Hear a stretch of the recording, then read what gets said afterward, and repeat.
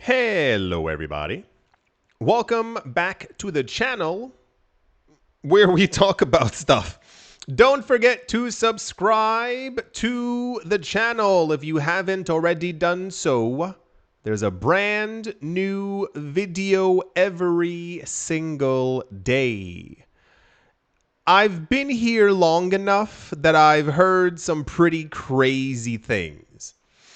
I remember personally hearing years ago, I started my other channel, The Modern Investor, the end of 2016. We've gone over that before. But the point is, I've been here long enough to remember people talking about Bitcoin's going to $5,000 and being like, you sound crazy. How is that going to work? I remember people discussing a $50,000 Bitcoin, which all but seemed like it was never going to happen after the great crypto crash of 2018. We're now having discussions about Bitcoin going to 1 million fairly often. It doesn't really seem taboo anymore or out of the realm of possibility. It's just more of a, it'll happen eventually. We don't have a... We have been told predictions and time frames, but we don't know exactly when it's going to take place. Over the course of the last 2 months, something magical has happened. Whatever the reason might be, Ethereum is supposed to be at the literal forefront, the foreground, before everything and everyone, when describing and talking about exactly how successful the cryptocurrency market is going to be. Not that I disagree with it, but I do think it's a bit intense that the last 3 months have kind of been like this hyper-focused. One of the silver linings being that if Ethereum does well, altcoins also do extremely well as well. If you miss the tiered predictions we've been getting, there's someone who predicted a $1 million Ether. There's someone who's we're getting a couple like hundreds of thousands of dollars, and recently in the near term, we also had a prediction that in the next 2 years, actually less than less than 2.5 years, we should have a $25,000 Ether. That's great for altcoin prices and also subsequently great for Ethereum as well. I won't say, however, I will say then, a lot of people have become quite ambitious in their approach to what they think Ethereum is capable of or what's coming to it. So we have gotten news that apparently Wall Street loves Ether. We know this from the Enterprise Ethereum Alliance, as we've gone over before. But now we're also apparently hearing from a lot of industry leaders that Ethereum is basically poised to kind of overshadow Bitcoin. I think a lot of times, having been in this market, I've heard things like this before. And how do I say this in a very nice way? I think a lot of times during other bull runs, if or when Bitcoin would move up by 10 or 15%, we'd tend to see Ether go like doing really extremely well. That then led to discussions of flippenings and Ethereum becoming number one, and Ethereum's going to hit $10,000 in 3.5 days. So it seems to, it's not only Ether, it's also XRP, it's also Cardano. The communities tend to really love their coins, if you will. This one actually comes from the one of the co-creators of Ethereum. His name is Joseph Lubin. He's been in the news a lot more as of late. He's also, I believe, one of the co-founders of one of the companies who popped up in the summer talking about, we want 900 million Ether, like one of those kinds of things. He has made interesting statements as to what he thinks the future of Ethereum is going to be.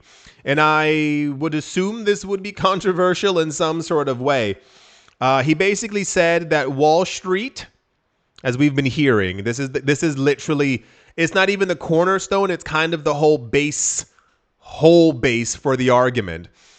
That Wall Street is going to integrate into Ethereum, that they have no choice, or that they're willing to do so with the whole banking stable coin thing. He basically says when this happens, it's going to change the entire idea of money and how things. And I'm bringing this to you for the simple fact that it is clear to me that crypto is going to make it. In what form or capacity, I cannot tell you. However, this idea that, one coin to rule them all is a very crypto-centric kind of thing. You would never assume that Miami would be the only place where people would love to buy real estate, or New York, or Montreal, or Mexico City. Every place has its own thing that people go there for. In crypto, however, everyone just kind of assumes my coin will be the only coin and nothing else will stand next to it. But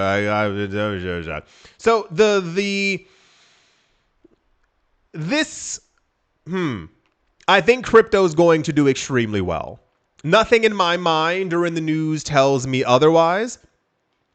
But I think sometimes there's a sense of standing alone and only my coin can make it kind of thing. Anyway, Joseph Lubin said, and I quote, "Wall Street is currently paying for their infrastructure, and Ethereum will eliminate much of that system.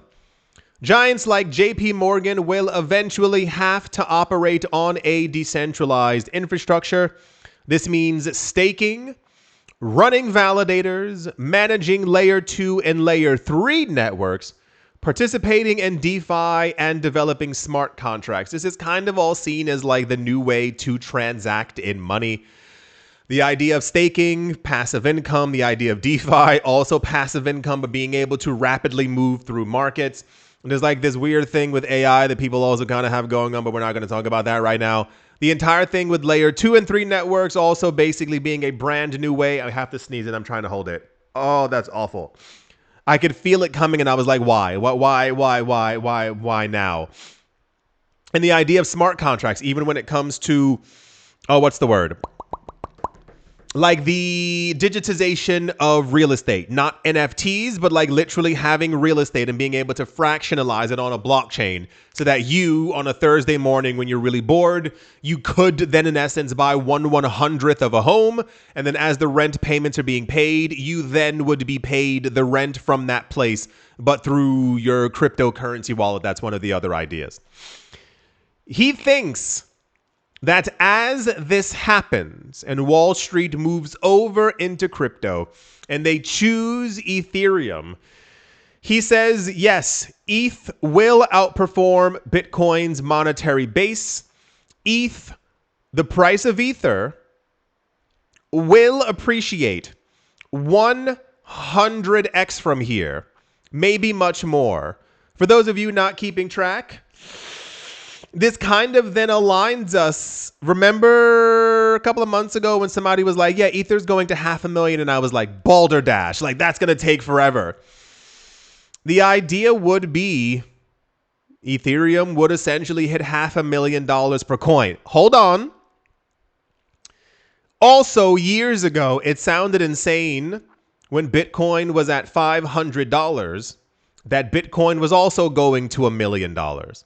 And now it sounds kind of normal. What sounds a little crazy to me is the idea of $100 million. That still hasn't entered. When we get to an $18 million Bitcoin, I'll be more inclined to believe them. $100 million Bitcoin is it's a rot. That's a lot. That's a lot going on. Also, when Ethereum was at 50 cents, the idea of $1,000 Ether didn't really sound that believable. If Ethereum's at 1,000, 10,000, okay, I can kind of see that. But then where we are now, $500,000 Ether. Once again, we recently had something where Standard Chartered was talking about a $25,000 Ether in 2 years and some change. I think this is all going to get crazier than any of us actually anticipate. I like to believe sometimes, being well informed and all the news and stuff like that, that I can kind of, see what's coming. No. I assume behind the scenes, the conversations these people are having actually about like what to do and how much money they're going to make has to be like ridiculously staggering. So yes, and I'll say it to you this way as well. The creators of coins typically don't give price predictions. It's not really a thing. That's why last year we had Charles Hoskinson, the creator of Cardano. He was like, yeah, it's going to $10. And I was like, okay, coin creators never usually say a price. Well, then we had something else for, what was the other coin? One of the other creators was like, it's going here. And I was like, oh, bold. And now we have Joseph Lubin talking about essentially a $500,000 ether. I feel like we're going to get there. And I feel like it's going to be another scenario where people get really upset that they didn't buy any, don't have any. Ethereum, for those of you who like literally don't know, Ethereum has more or less kind of become a corporation coin. Bitcoin is kind of like the coin for the wealthy. And I know this sounds like a joke, but this is literally what it is. Bitcoin is the coin for the wealthy. Ethereum is kind of like ignored, except for in Wall Street manners. Like things to do with like big money. Wall Street, absorbs Ethereum, that kind of thing. The Cardano, the XRPs, I don't want to include Tron because it's garbage, and some other coins in here, these tend to be like the retail / underdog kind of coins. Like, I believe that XRP will hit 100. I think Cardano will go to 750, like that kind of thing. But Ethereum is usually ignored. Ignored is crazy. Is usually ignored by retail, by normal people. They don't see any purpose in it, or they don't want to buy any, or they don't want to buy an entire coin, whatever the case might be. But yeah, I think Ethereum's going to do fine on its own as a literal Wall Street entity coin. So that's going to be fascinating to see. Yeah, the co-creator of Ethereum said he's expecting a 100x in price from here. And he said maybe much more. Fun times ahead, y'all. Well, I do hope that you've all enjoyed. I do hope you all are having a great day. When I hit my hand onto my other hand, I didn't touch the computer. The screen flashed for a second. So, new computer and all that. Hope you've all enjoyed. Hope you all are having a great day, morning, afternoon, evening, wherever you are, wherever you might be. I do hope it's absolutely fantastic. Thank you all once again for watching, listening, liking, commenting, and supporting. And I will most certainly be talking to you all soon. See you.